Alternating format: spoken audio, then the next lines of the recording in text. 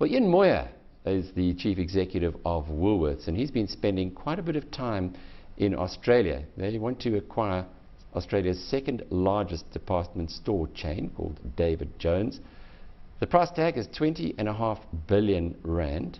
Joining us on his return to South Africa is the CEO of Woolworths, Moir. Well, you've been over there for quite a while this time around, and I suppose a visit to dot the I's and cross the T's on your offer, but you're no stranger to Australia. No, Alec, not at all. I mean, I've been involved in the Australian market for nearly 20 years now. I ran Country Road before I came over to run Woolies.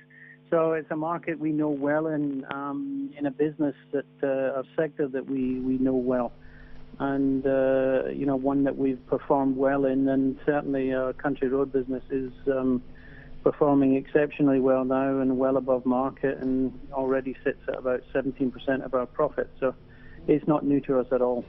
Country Road did have its ups and downs, though, even during the time that you were running it. Oh, yeah, for sure. It had a lot of ups and downs, but it's been all one way for the past nearly 8 years now, Alec. And it was a business that had a lot wrong with it, needed a lot fixing. We went in, and quite frankly, that was a business that was close to bankruptcy. So turning that around, getting all of the right processes and systems and structures in place, but we've managed to increase the turnover 3 times. We're employing 5 times as many people. We've taken it from unprofitable to what we're now projecting to be a 12% return. So we've got, and it's now close to $800 million turnover. So it's a very significant business for us, and a very successful business, and consistently performing now. You do see a lot of country roads when you go around Australia, but other South African related companies seem to have struggled. Ian, as you say, you've had a 20-year or 2-decade relationship with the country. You would have seen the South Africans come and go. What is it that they've been doing wrong? Well, look, I think it depends. Some have been successful and some haven't. There's obviously Kustavisi and his group are invested in Australia at the moment and doing well. There will be others, I'm sure, that will come in. Some will be successful and some won't. I think the difference is between our group and other groups is that we know the market well. We're engaged. We've integrated the groups. It takes a long time to make sure that there's proper integration between the groups, and it's also, you need to be buying into a business that has the same culture, has the same values, operates at the same level of the market, and so you're not trying to adopt a completely different business with a different approach, with a different customer set, and particularly values. I think they're very important. We had David Shapiro in studio on the day that your announcement was made, and he was concerned for 2 reasons, and I'd like you to address them. The first, he said, was you more like a Marks and Spencer from a global perspective, that's Woolworths in South Africa, whereas David Jones, which you are targeting to acquire, is more like a Selfridges. And he said in the second point, he senses much antagonism towards South Africans and South African-owned businesses in Australia. Starting with the first of those, do you think it's fair comment?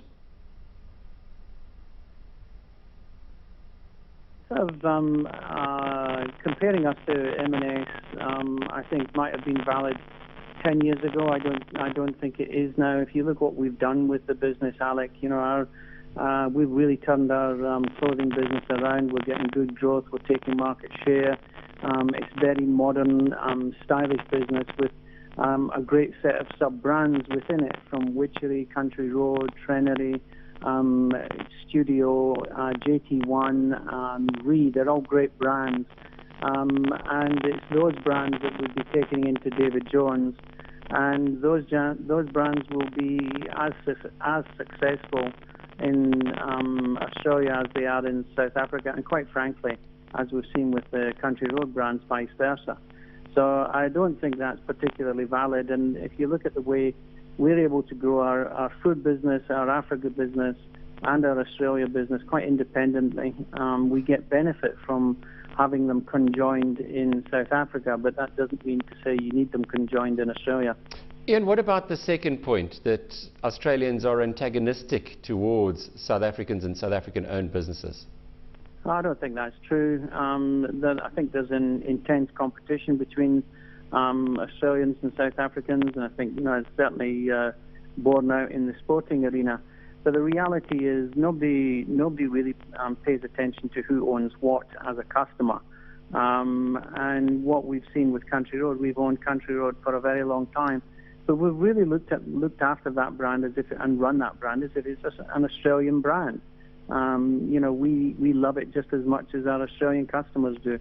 And we'll do the same with David Jones. Woolies is a business that understands brands and understands the importance of ownership and integrity and, looking after a brand over time and taking long-term decisions about its business and its brands. And that's exactly what we'll do with David Jones. On the customer-facing side of this business, the South African element of it will not be known. We don't intend to change the names, the brands. We don't intend to take the Woolworths brand in there. The brands that we take in will be sub-brands, and they'll become sub-brands of David Jones. Just a rather thorny issue, and if one reads through the annual reports of Woolworths, your chairman, Simon Sussman, is outspoken about concerns that he has with South Africa and the future of this country. And now you see the company taking a massive bet, around a third of your market cap, in Australia. Do we read much into this? Look, I wouldn't read into it what you might be inferring there, Alex. We're not running away from South Africa. This is South Africa going to Australia. We'll see more people employed here. We'll see more of our brands flowing into Australia. I think this is a great move for South Africa Inc. If I hear what the government, what the Reserve Bank and what the marketplace has been saying about South Africans and its ability to compete and about the need to go and build businesses on an international scale. If you look at successful businesses like Aspen is a good example. They've been very successful by growing both locally and internationally. And our commitment to South Africa remains.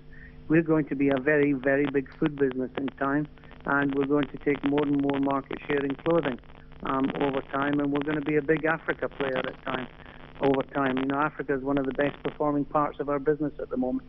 Now, this deal doesn't stop that. Just a final comment on the way that the market has reacted. They've pushed your share price down a few rand. Yeah, we had a negative reaction first day, but it's been fine. It jumped back a couple of percent the following day. Yesterday, I think we were one of the only retail stocks that stayed in the positive. And as we've seen over time, as people understand what we're doing, why we're doing it, how it will actually flow through, work through, all of the analyst reports that are coming out are actually far more positive and supportive of the deal, and we're seeing more and more recommending a buy of our stock. So I think it was just the first reaction was one of, wow, this is a big deal. What's happening? How's it going to work?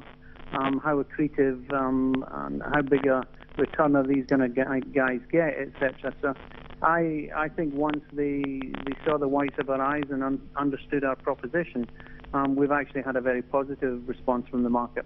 The share price is down from 74 Rand to 67.60 today. That was Ian Moir, Chief Executive of Woolworths.